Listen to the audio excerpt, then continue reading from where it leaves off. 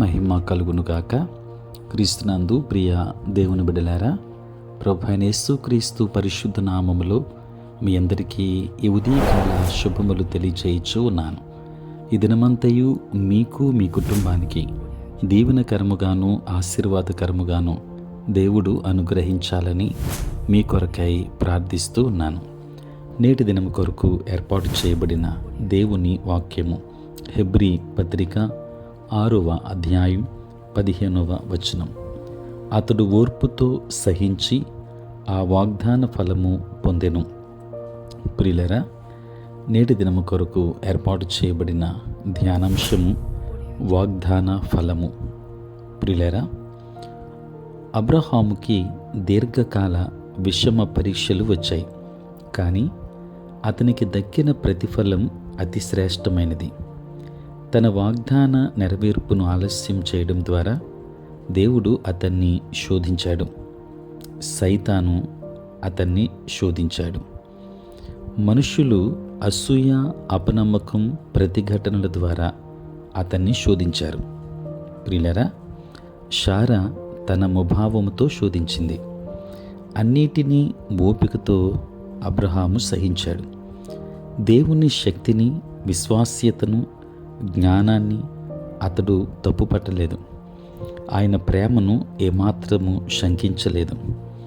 ప్రియులరా, ఆయన ఊహాతీతమైన జ్ఞానానికి అబ్రహాము తల వంచాడు. ఆలస్యమవుతున్నప్పటికీ మౌనముగా ఉన్నాడు. దేవుని సమయం వచ్చేదాకా కనిపెట్టాడు. అతడు అలా సహనముతో ఉన్నందువల్లనే వాగ్దాన ఫలం పొందాడు. దేవుని బిడ్డలారా, దేవుని వాగ్దానాలు నెరవేరకుండా ఉండవు. ఓపికతో కనిపెట్టిన వాళ్ళు ఎన్నటికీ నిరాశ చెందరు. నమ్మకముతో ఎదురు చూచిన వాళ్ళు తప్పక ఫలితాన్ని పొందుతారు. అబ్రహాము ప్రవర్తన మనలోని తొందరపాటును, సనుగుకునే గుణాన్ని గద్దిస్తూ ఉంది. ఓపికను, దేవుని చిత్తానికి, ఆయన మార్గాలకు లోబడే మనస్సును ప్రోత్సహిస్తూ ఉంది. జ్ఞాపకం చేసుకోండి, అబ్రహాము శోధించబడ్డాడు. అతడు ఓపికతో సహించాడు. వాగ్దాన ఫలాన్ని పొందాడు, తృప్తి చెందాడు. అతని ఉదాహరణను, ఆయన జీవితాన్ని మనం అనుసరిందాం. అదే ఆశీర్వాదాలను మనము పొందుకుందాం. దేవుడు మిమ్మును, మీ కుటుంబాన్ని బహుగా దీవించునుగాక. ఆమేన్. ప్రార్థన. పరిశుద్ధుడైన తండ్రి, ప్రేమ కలిగిన మా ప్రభువా, మీ పరిశుద్ధ నామమునకై వందనాలు, స్తుతులు, స్తోత్రాలు చెల్లిస్తున్నాం.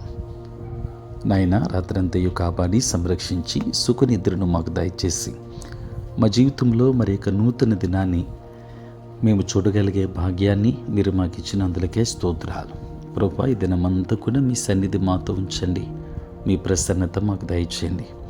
నేటి మా పనులలోనూ, ప్రయాణములలోనూ, పరిచర్యలోనూ తోడుగా ఉండండి. బలహీనులైన బిడ్డలు ఎంతోమంది ఉన్నారు, వారికి ఆరోగ్యాన్ని ఇవ్వండి.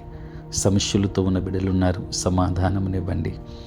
తండ్రి, చదువుకున్న బిడ్డలకు కావలసిన జ్ఞానమునివ్వండి.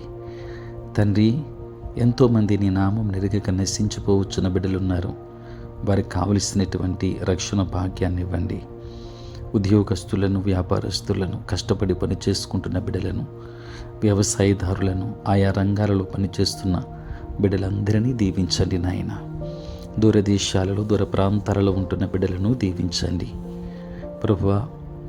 ఆంధ్రవాంజలిక లూథరన్ సంఘాన్ని దీవించండి. నీ సేవ పరిచర్య చేయించిన ప్రతి సేవకుని ఆశీర్వదించండి. సార్వత్రిక క్రైస్తవ సంఘాన్ని ఆశీర్వదించండి. పుట్టినరోజు, పెళ్లి రోజు జరుపుకొనిచ్చిన బిడ్డలను నాయన నీ ఆశీర్వాదములతో నింపమని మరొకసారి నీ సన్నిధిలో ప్రార్థిస్తున్నాను. కృపాదీవెనలతో నింపండి తండ్రి. ఈ ప్రాతకాలపు ధ్యానములలో ఏకీభవించుచున్న ప్రతి ఒక్కరి మీద నీ కృపహస్తం నుంచండి తండ్రి. అనేక మంది తండ్రి వేటి కొరకైతే ఎదురు చూస్తున్నారు, నీ చిత్తానుకూలంగా బిడ్డలకు మీరు అనుగ్రహించమని, మీరే తోడై ఉండమని యేసు నామములో ప్రార్థించి వేడుకొనుచున్నాము తండ్రి. ఆమేన్. తండ్రి, కుమార, పరిశుద్ధాత్మ త్రియేక దేవుని దీవెన సదా మీకును, మీ కుటుంబానికి తోడై ఉండును గాక. ఆమేన్.